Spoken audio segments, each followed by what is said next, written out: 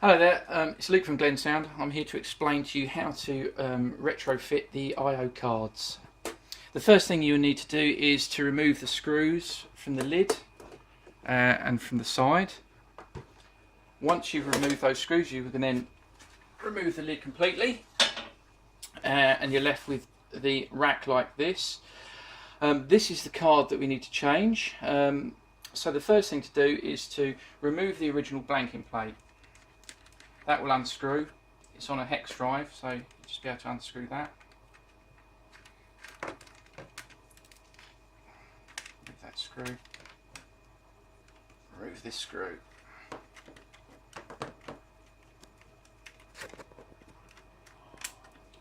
Should come away fairly easily.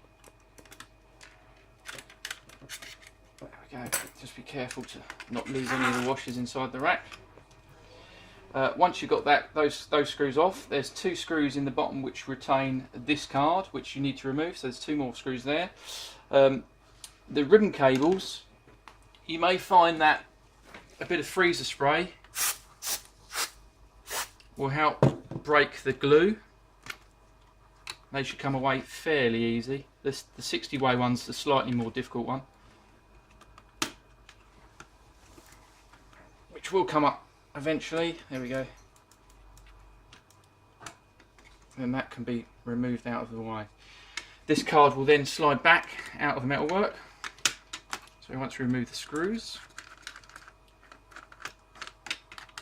one there. That card can then be put to one side. The next stage is to fit the isolating card. Going like that.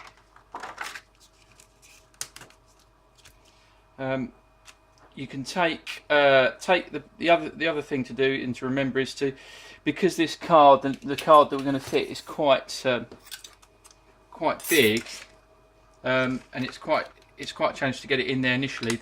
I found that it's easier to remove the pillar which holds the ident board out of the way. So if we move that out of the way slightly, just remove this pillar. This will give you more space to get the card in, and this card will just simply slide in where the other one went. We fit the screws on them, so you probably want to remove those screws.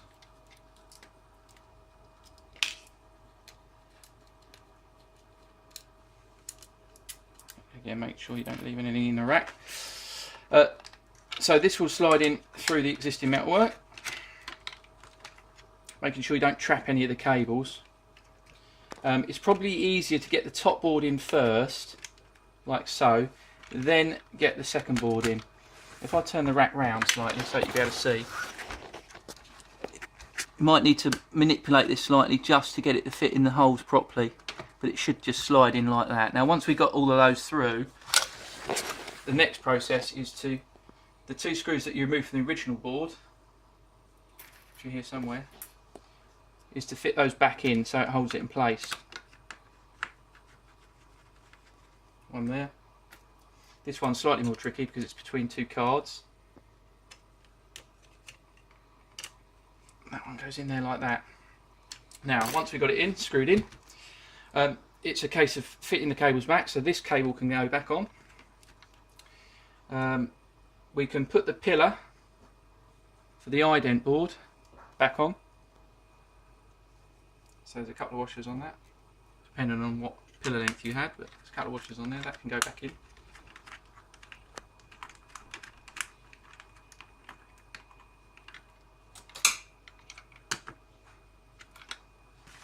The ident board can then go back there. Again, the screw we remove, go back in the top. That allows us to fit this cable. Right, you'll then see there's two other existing cables, some audio volts and the main 48 volts. Now these cables run round to the front power supply card, like so. You'll see there's a spare HE14 that will collect on there. This one will run round and connect on the spare power supply socket, like so. Once we've got that like that, the next process is to fit the blanking plate on the back, which is this one, which will have your I/O on it. This will slide over the back like so. It may take, again, a little bit of manipulating.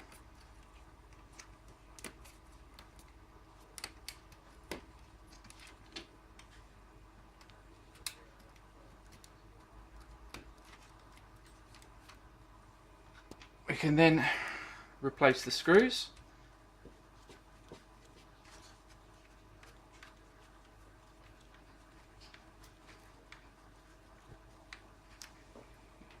It's 4 screws.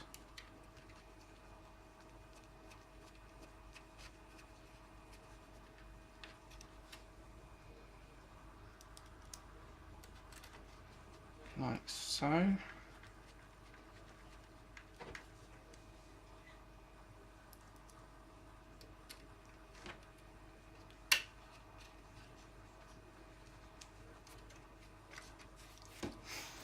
Once that's done, the next process is to just check, make sure we got all the cables home, everything is there, nothing's loose, all the cards are in. It's then probably safe to assume we can power the rack up, so we can apply some power. Everything should come up, lights on the front panel, power supply LEDs are on, everything's happy. You'll need to drop a new configuration file in, so you'll need to plug a USB connector into the back of the rack. You'll then need to go to the filing system for the sub rack. Go into the configuration folder, 01. The configuration that was there already will need to be removed, so you can Control Delete, get rid of that. This may take a second. Delete those files.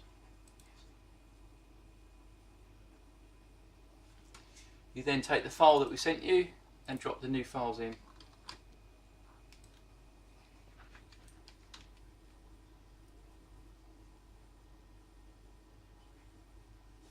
Once those are in the filing system, it's then a case of coming back to the hardware again and just holding down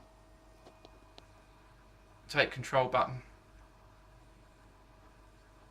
to load the config, and then you're safe to continue.